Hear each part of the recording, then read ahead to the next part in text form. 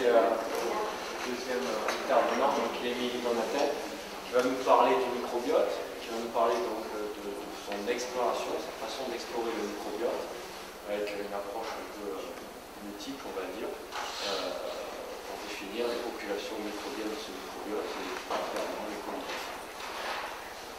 Donc, bonjour, je suis Émilie Donatin, je suis en deuxième année de thèse sous la direction du professeur Michel Drancourt et je vais vous présenter l'avancement de mon travail de thèse qui porte donc sur l'étude du microbiote intestinal par diverses approches. Donc le microbiote intestinal est en fait une énorme communauté microbienne qui vit au sein du tractus gastro-intestinal. Donc ce microbiote est composé de bactéries, d'archées, de levures et de champignons. On sait qu'il y a plusieurs phylums qui sont représentés au sein de ce microbiote, donc les plus représentés sont les Firmicutes, les Bacteroidetes et les Actinobacteria, et on compte également une grosse proportion de protéobactéries. Un papier de 2006 rapporte également qu'une communauté virale existe au sein de ce microbiote intestinal. Le problème est que la caractérisation de ce microbiote est relativement compliquée puisque 75% environ des phylotypes qui sont détectés au sein de ce microbiote ne correspondent pas à des espèces qui peuvent être cultivées.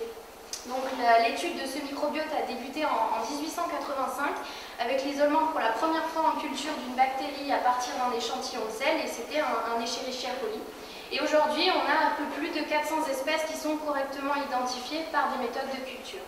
Et la véritable révolution apparaît avec l'arrivée des outils de biologie moléculaire, puisqu'en 2007, on comptait un peu plus de 16 000 séquences de 16S dans les bases de données qui correspondaient au microbiote intestinal, et on estime à ce jour que ces données ont considérablement augmenté. Donc le but de mon travail de thèse est d'explorer ce microbiote intestinal en utilisant diverses techniques. La première technique a été basée sur la culture. Donc on est parti de deux observations qui disaient qu'une bactérie dans une cellule pour être virulente va avoir deux mécanismes d'action différents, soit la production de toxines, soit la multiplication. Nous on s'est plutôt intéressé à cette deuxième technique de virulence. Et on est parti d'un papier de 2006 qui disait que le nombre de bactéries cultivables dans les selles atteignait environ les 10 puissance 10 CFU par gramme de sel. Donc on a mis au point un protocole à partir de ces deux observations et on est parti d'un gramme de sel pour les sels moulées et d'un ml de sel pour les sels diarrhéiques que j'ai dilué en cascade jusqu'à la 10-10 dans du PBS. J'ai ensemencé cette dilution 10-10 sur des géloses au son non sélectives et après incubation à 37 degrés toute une nuit, j'ai identifié en spectrométrie de masse toutes les colonies qui avaient poussé sur la boîte. Donc les résultats obtenus sont les suivants. L'étude s'est déroulée entre avril 2010 et avril 2011. Donc durant cette période, j'ai collecté au total 725 selles. Parmi ces 725 selles, 378 correspondaient à des selles moulées et 347 correspondaient à des selles diarrhéiques. Donc l'objectif premier du travail était de voir s'il y avait une différence au niveau du nombre des bactéries, que ce soit dans le groupe moulé versus le groupe diarrhéique. Et les tests statistiques montrent qu'il n'y a pas de différence significative entre ces deux groupes, que ce soit pour les selles dans lesquelles on n'avait retrouvé aucune bactérie à la puissance 10 puissance 10, ou pour les selles dans lesquelles on avait retrouvé au moins une bactérie.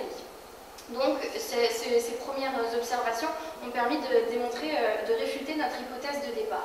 Ensuite, quand on s'est intéressé aux espèces plus particulièrement retrouvées dans les selles, là encore, on observe qu'il n'y a pas de différence entre les groupes diarrhéiques versus les groupes non diarrhéiques. Puisqu'il y a quasiment autant d'espèces retrouvées dans les deux groupes.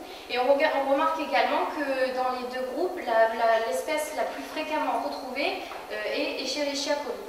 Donc on a choisi de s'intéresser plus particulièrement à cette espèce dominante et on a cherché à la caractériser par une méthode de PCR et une approche Malvitov.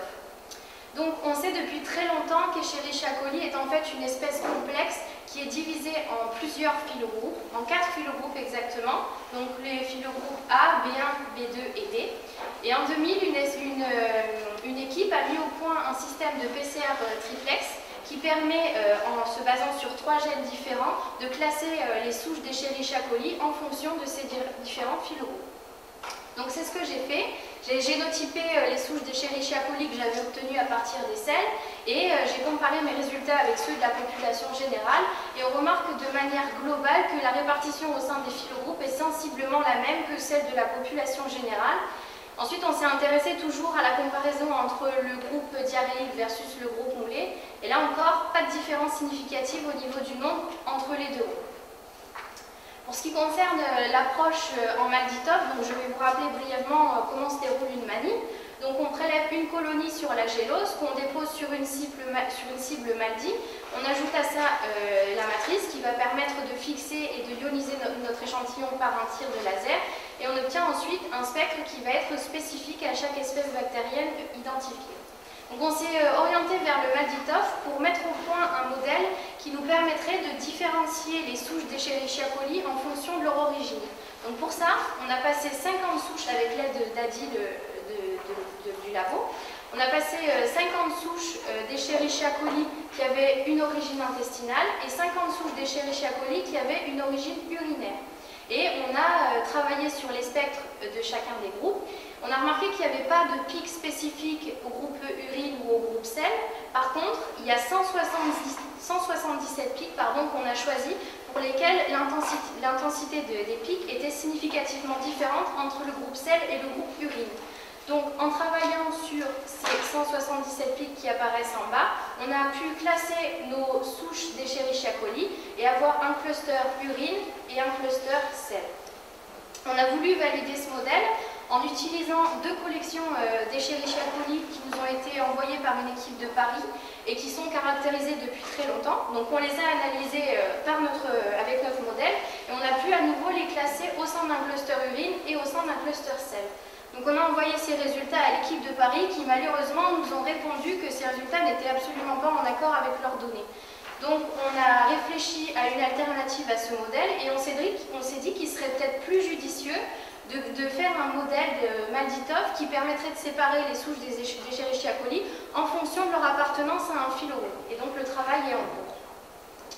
La troisième partie de mon travail a été l'étude des interactions qui pouvaient exister entre les bactéries et les virus au sein de ce microbiote.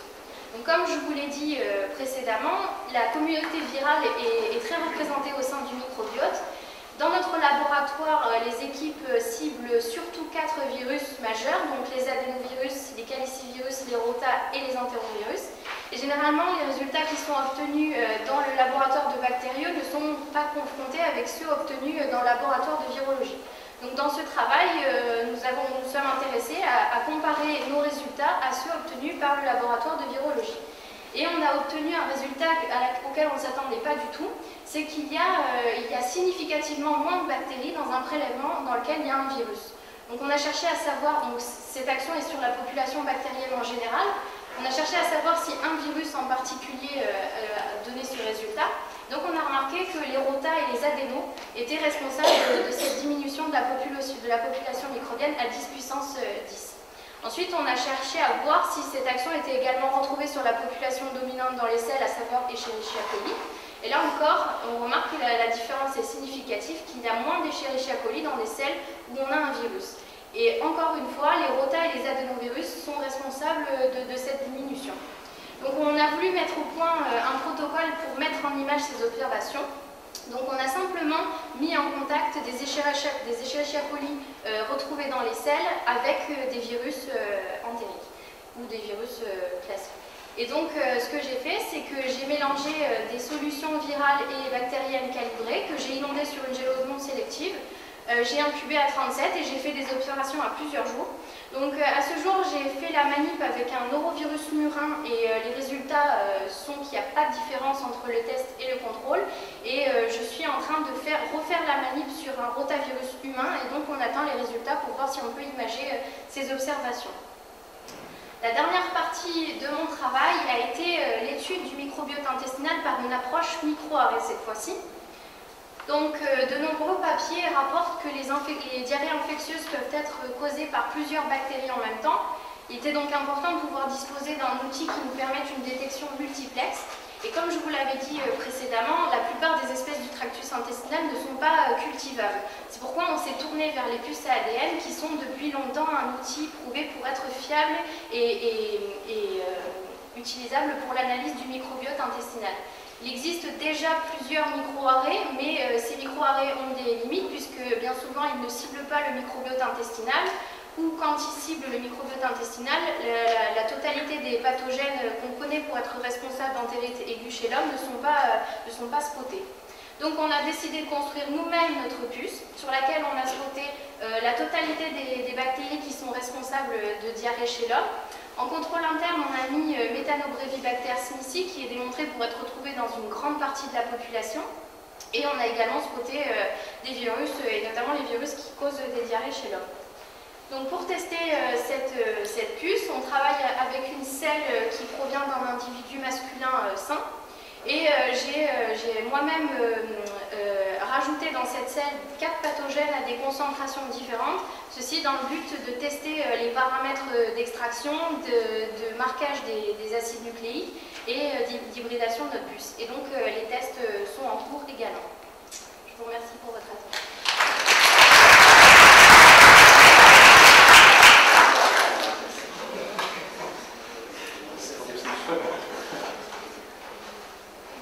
Question?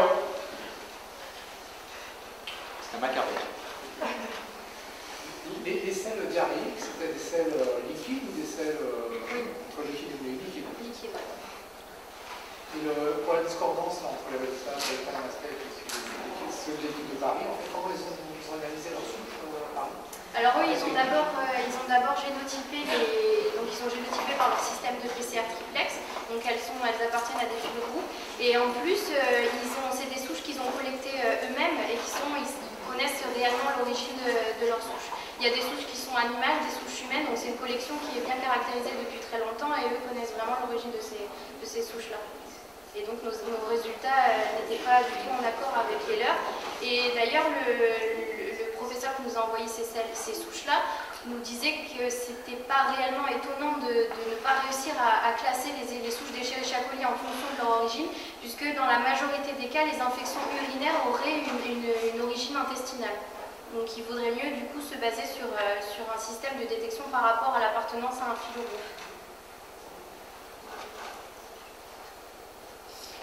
L'idée, c'est qu'on va pouvoir faire l'équivalent du génotype en résultat. Et si on y arrive, du coup, ça va réfuter ce qu'a dit M. Delamure, parce que quand même, quand on lit les papiers, ce que l'on voit, les juristes doivent qu'on vérifie, je ne suis pas absolument certain, mais dans le sang, en tous les cas, l'idée, c'est qu'il y a une sorte de restriction. Enfin, l'idée, il y a, comment dire, on disait pour le virus, en fait, il y a des populations de colibacilles intestinaux, et puis tout ça peut en avoir une restriction un peu plus grande dans l'urine, une restriction encore un peu plus grande dans les hémocultures, dans le sang, ce qui va donner les septicémies. Et que donc, dans les différents variants qu'on a dans les selles, il est possible que toutes les souches ne donnaient pas absolument la capacité à franchir ces différentes étapes et à se retrouver en septicémie. Donc ça veut dire que malgré tout, à la fin, on arrive quand même à s'en sortir. Enfin, pour l'instant, ça marche pas. Non, mais donc il y a un enseignement quand même, c'est pour ça que c'est bien que tu l'aies présenté, il y a un enseignement, il faut se méfier de nos clusterings actuellement sur les spectres de protéines, parce que finalement, je ne sais absolument pas ce que ça veut dire. Donc, clusteriser, on peut toujours clusteriser, mais ça fait quand même 2 fois qu'on se fait avoir dans le labo. Une fois, on l'a publié, finalement, c'est des stades dorés. Les données expérimentales sont exactes, c'est l'interprétation qu'on fait des données qui n'est pas exacte. Les données, évidemment, elles sont ce qu'elles sont. Donc, quand même, le travail de Jean-Marc est magnifique, mais finalement, l'interprétation n'est pas exactement ce qu'elle devait être. Et puis là, on a fait la même chose, hein, sauf que pour l'instant, on ne l'a pas publié, on s'est arrêté juste avant. Enfin, finalement, on est parti dans la même démarche, un peu naïve. On avait fait un magnifique clustering en disant voilà, il y a des urines d'un côté et des selles de l'autre, et à la fin, ça n'est pas vrai. Les données expérimentales sont exactes, bien sûr, mais notre interprétation des données est inexacte. Et donc, dans les 2 cas, et c'est ce qui rejoint un peu la littérature, ce que l'on voit, c'est qu'en réalité, dans le cas du staphylocoque doré, ce qui avait été fait dans le laboratoire, c'était clusteriser le fond génétique du staphylocoque doré. Et là, l'idée que l'on a, ce qu'a dit Eric Delamure, c'est que probablement ce que l'on vient de faire aussi, c'est de clusteriser le fond génétique des Escherichia coli, puisque comme vous l'avez dit, en pratique, colibacille, il y a 40% du génome qui est absolument. Il y a un noyau dur de 50%, 60%, et tout le reste, c'est variable. Et donc, c'est ce qu'il faut qu'on teste là. Et donc ça veut dire qu'il faut faire attention dans l'interprétation, pas les données bien sûr, mais dans l'interprétation que nous faisons actuellement des données de clustering de profils protéiques. Je pense qu'il faut qu'on soit un petit peu prudent dans l'interprétation qu'on en fait. Souvent on ne regarde pas ce qu'il faut regarder en fait, en quelque sorte. Mais ça va marcher.